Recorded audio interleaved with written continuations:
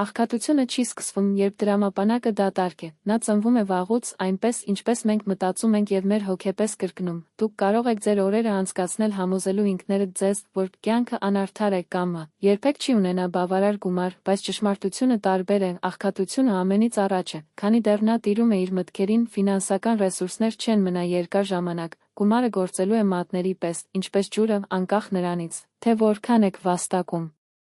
Ընդհանուր է տեսնել մարդկանց, ովքեր քրտնաջան աշխատում են, ստանում են ողջամիտ աշխատավարձեր և տարեցտարի նույն ֆինանսական վիճակում խրված են։ Առաջին հայացքից ամեն ինչ թվում է, որ ձեր օգտին է, առողջություն, հնարավորություններ, նույնիսկ մի փոքր հաջողություն, բայց ինչու հետո ոչինչ չի փոխվում, քանի որ ձեր մտածելակերպը ցանկացած հարստություն է վերածում փոշու մեջ, հին հրեական իմաստությունը դա համեմատում է հարթ ծաղկամանի հետ։ Անկախ նրանից, թե որքան ջուր եք լցնում դրա ներսում, եթե կան ճաքեր, բովանդակությունը միշտ կփախչի, նմանապես աղքատության մեջ պայմանավորված միտք է տարածում այն ամենը, ինչ ստանում է, լինի դա փողը, ժամանակը կամ հնարավորությունները։ Հաճախ աղքատությունը չի ժառանգվում գրպանում բացակայումից, բայց հավատալիքներով և սովորույթներով մենք կրկնում ենք առանց կասկածի, հետևաբար, ամբողջ սերունդները լճացած են, իսկ մյուսները սովորում են կոտրել այս ցիկլը։ Այսօր մենք կքննարկենք հրեական ավանդույթի 5 սկզբունք, որոնք մեկ անգամ և բոլորի համար վերակառուցելու ենք հոգեկան աղքատությունը։ Դրանք չեն սահմանափակվում միայն ինչպես գումար աշխատել, բայց ինչպես մտածել, տեսնել և գործել այլ կերպ։ Առանց այս ներքին վերափոխման ոչ մի բախտ չի պահպանվում։ Նրա հետ նույնիսկ փոքր ինչ սկսում է աճել, և կյանքը նոր կուրս է ստանում։ Աղքատությունը հազվադեպ է ծագում ռեսուրսների պակասից, այն կարգավորում է, երբ մենք ընդունում ենք վերաբերմունք, որոնք գողանում են մեր ապագան, ոմանք ստանում են աշխատավարձը և ամեն ինչ անմիջապես ծախսում են ավելորդ, կան մարդիկ, ովքեր սպասում են կատարյալ պահին սկսելու ապրել, բայց այս պահը երբեք չի ժամանում, ուրիշները ամեն օր հետաձգվում են։ Վաղը ես սկսում եմ և վաղը նա երբեք չի տեսել, այս մարդիկ աղքատ չեն բախտի պակասի համար, բայց քանի որ նրանց միտքը լի է ստանդարտներով, որոնք նրանց թալանում են։ Հոգեկան աղքատությունը հանդես է գալիս հանգիստ, բայց ավերիչ, դա զոհելու միտում են, քան ավելի շատ պահանջել, հավատքն է, որ ինչ-որ մեկը կգա իրենց խնդիրները լուծելու համար, դա հետաձգելու և հետաձգելու սովորությունն է, մինչև կյանքը անցնի։ Դա փափագում է ամեն ինչ միաժամանակ ընդգրկել, առանց կենտրոնանալու այն, ինչը իսկապես կարևոր է։ Ես տեսել եմ մարդկանց, ովքեր ասում են. Եթե ես ապրեի մեկ այլ երկրում, դուք ավելի լավ աշխատանք կամ տարբեր պայմաններ ունեիք, ամեն ինչ հստակ կլիներ, այնուամենայնիվ, նրանք մոռանում են կարևորագույն մանրամասնություն։ Աղքատությունը ուղեկցում է նրանց, որտեղ էլ գնան, քանի որ այն արտաքին հանգամանքներում չէ, բայց իրենց մտքի չափանիշներում։ Autocompasence այս աղքատության հավերժությունն է դարձնում, նա շշնջում է, դուք արդեն բավականաչափ եք անում, դա կարող է հանգստանալ, դա ձեր մեղքը չէ, եթե իրերը չաշխատեն, բայց իրականությունն այլ է, ոչինչ չի փոխվում։ Մինչև չփոխի ձեր մտածելակերպը, երբ հրեական իմաստներն ուսուցանեցին։ Աղքատությունը սովորությունների հիվանդություն է, եթե հիվանդությունը սովորությունների մեջ է, բուժումը նույնպես։ Այս հազարամյա իմաստության առաջին սկզբունքը պարզ է, բայց հզոր։ Արժեք փոքրիկին, նա խախտում է աղքատ մտածելակերպի ամենավտանգավոր հավատը։ Այն գաղափարը, որ միայն տագնապը կարևոր է, ես հանդիպեցի մի տղամարդու իմ համայնքի մեջ, որը կոչվում էր թշվառ, նա միացավ մետաղադրամներին, յուրաքանչյուր կոպեկ պահեց առանձին ծրարներով, սա նույնիսկ փող չէ, ծաղրում են հարևանները։ Նա վատնում է ժամանակը, տարիներ անց, այդ մարդը խանութ է բացել, հետո մեկ այլ, նրա երեխաները սովորում էին, նրա տունը լի էր կյանքով, մինչդեռ նրանք, ովքեր ծիծաղեցին իրենց տնտեսությունների վրա, հետևեցին դատարկ ձեռքերին։ Ջեյմս Յեմսի նման ժամանակակից հեղինակները ուժեղացնում են այս գաղափարը։ Սովորությունները գործում են որպես բարդ հետաքրքրություն, աղքատ մտածելակերպը արամարում է փոքրիկին, որն է այն տարբերությունը, որը ես պահում եմ այսօր, թե ոչ, որն է ևս մեկ էջ կարդալու կարևորությունը, բայց դա ճիշտ է։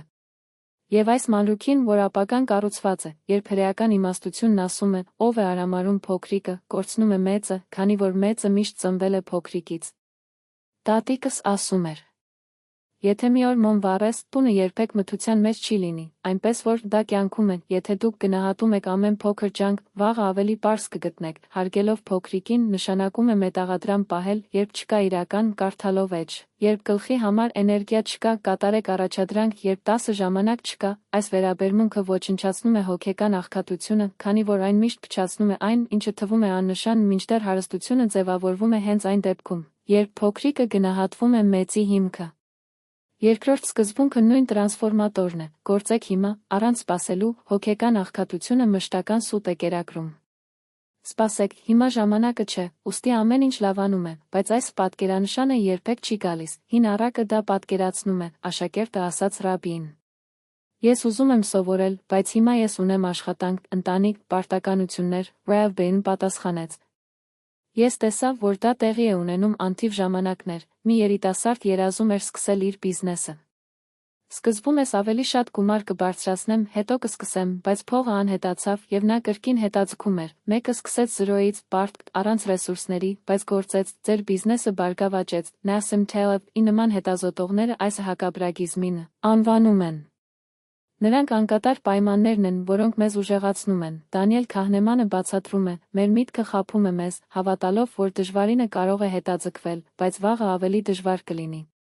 Հրեական իմաստությունը սովորեցնում է, ես հանդիպեցի մի կնոջ մեր համայնքում 3 երեխաների և հիվանդ ամուսնու հետ, բոլորն ասացին. Հիմա ժամանակը չէ, բայց նա սովորում էր գիշերը մոմավառության մեջ, տարիներ անց նա դարձավ բժշկական, եթե ես ճիշտ ժամանակ սպասեի, այն դեռ շուկայում կլիներ։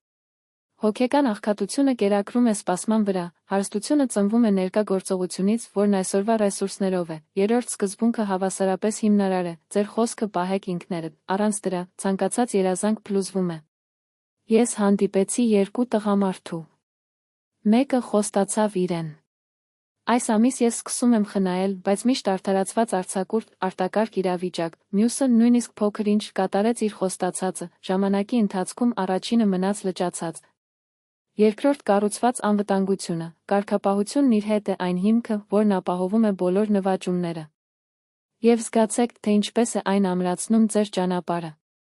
Այս 5 սկզբունքները կախարդական բանաձևեր չեն, բայց օր-օր կառուցված հիմքը, տարբերությունը ովքեր շարունակում են մնալ սակավության մեջ և ովքեր առաջ են առաջացնում առատության նկատմամբ, արտաքին հնարավորություններում չեն, այլ ներքին հետևողականությամբ, մարդը կարող է ունենալ 1000 փայլուն գաղափարներ, բայց եթե նա չվերածի դրանք կոնկրետ գործողությունների, նրանք կվտանգեն ծխի պես, մեկը կարող է ունենալ սահմանափակ ռեսուրսներ, բայց եթե այս սկզբունքները կարգապահությամբ կիրառեք, կտեսնեք ձեր աշխարհի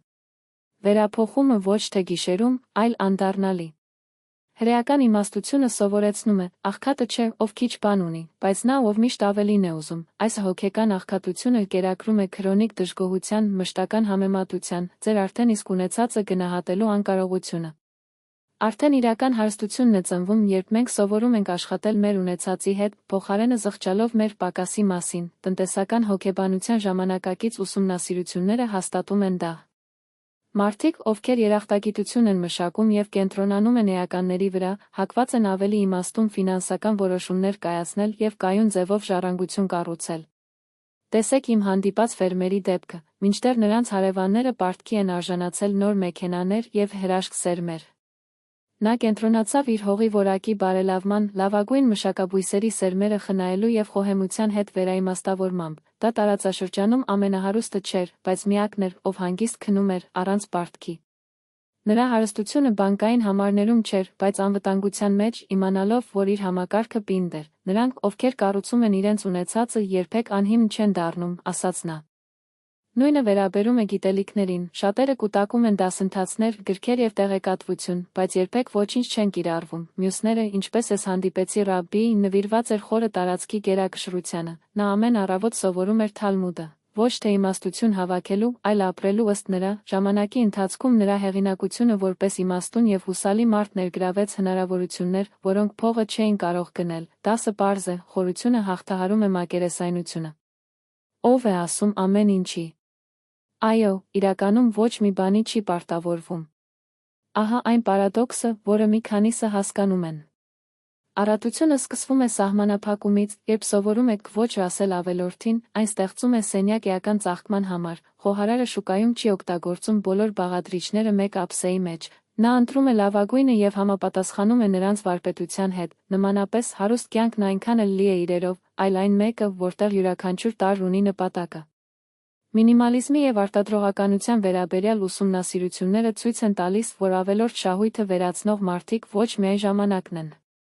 այլև մտավոր պարզությունը իրական հնարավորությունները հայտնաբերելու համար։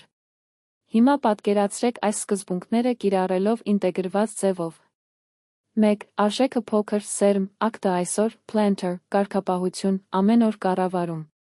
2. Պատարարել խոստումները իրեն, ներքին վստահություն, իմաստ, պարզ ուղղություն, ճկունություն, ուժը պահպանելու համար։ 3. Ասեք ոչ ավելորդ, ուշադրության կենտրոնում, օգտագործեք գումար, որպես գործիք, ոչ վերջ, ազատություն, գիտակցված ընտրություններ։ Արդյունքը ոչ միայն նյութական բարգավաճում է, այլ շատ ավելի խորը։ Ինքնավարություն, իրենց արժեքների համաձայն ապրելու ունակություն, առանց ուրիշների հանգամանքներին կամ կարծիքներին պատանդ լինելու, ինչպես ասաց փիլիսոփա Սենեկան, նա ով քիչ բան ունի, բայց նա ով ամենաշատը ցանկանում է, աղքատ չէ։ True շմարիտ հարստությունն է ձեր ցանկությունները տիրապետելու մեջ, նրանց կողմից գերակշռում են։ Այսպիսով, վերջնական հրավերը սա է, սկսեք թե որտեղ եք գտնվում, օգտագործեք ձեր ունեցածը, արեք այն, ինչ կարող եք, մի սպասեք ճիշտ ժամանակին, նա պատրանք է, մի համեմատեք ուրիշների հետ։ Ձեր ճանապարհորդությունը եզակի է, եւ ամենից առաջ հիշեք։ Այսօրվա յուրաքանչյուր գործողություն աղյուս է վաղվա շինարարության մեջ, հիշողության մեջ աղքատությունը խզվում է հմայիչների հետ ամեն օր գիտակցված ընտրության համար, հարստությունը մյուս կողմից նպատակակետ չէ, այլ քայլելու միջոց։ Եվ այս ճանապարհը սկսվում է հիմա, հաջորդ քայլով որոշեք վերցնել։ Գոյություն ունի հին իմաստություն, որն ասում է, նա ով պահում է օրը, կյանքը պահում է, դա վաղը չէ, ոչ հետո, ոչ էլ երբ պայմանները կատարյալ են, ամեն ինչ սկսվում է այսօրվա քայլով, եւ ահա ճշմարտությունը, որը շատերը մոռանում են։ Դուք թույլ չեք, այն ինչ տեղի է ունենում, աստիճանաբար կարգապահության ուժը եւ նպատակի իմաստը կորել են առօրյա կյանքում, բայց նրանք դուրս չգան, պարզապես քնել են, արթնացրեք դրանք։ Երբ փրկում եք մտադրությամբ հանդես գալու սովորությունը, հոգեկան աղքատությունը չի դիմադրում, այն տարածվում է մառախուղի պես արևի տակ, քանի որ միտքը զբաղված է կառուցապատումը, տեղ չունի, այնուհետև կյանքը դառնում է իմաստալից, միանգամից մեկ քայլ։ Ոչ թե մոգության համար, այլ ընտրությամբ։ Սա կատարելության կոչ չէ, բայց գործնականում երազները վերածել առօրյայի եւ բառերի նպատակակետ, այստեղ մենք սովորում ենք ապրել, որպեսզի ձգտումները այլևս պարզապես հեռավոր ցանկություններ չեն եւ դառնան իրենց սեփական պատմության գործվածքը։ Առաջին մետաղալարն արդեն ձեր ձեռքերում է, ինչ եք անելու նրա հետ։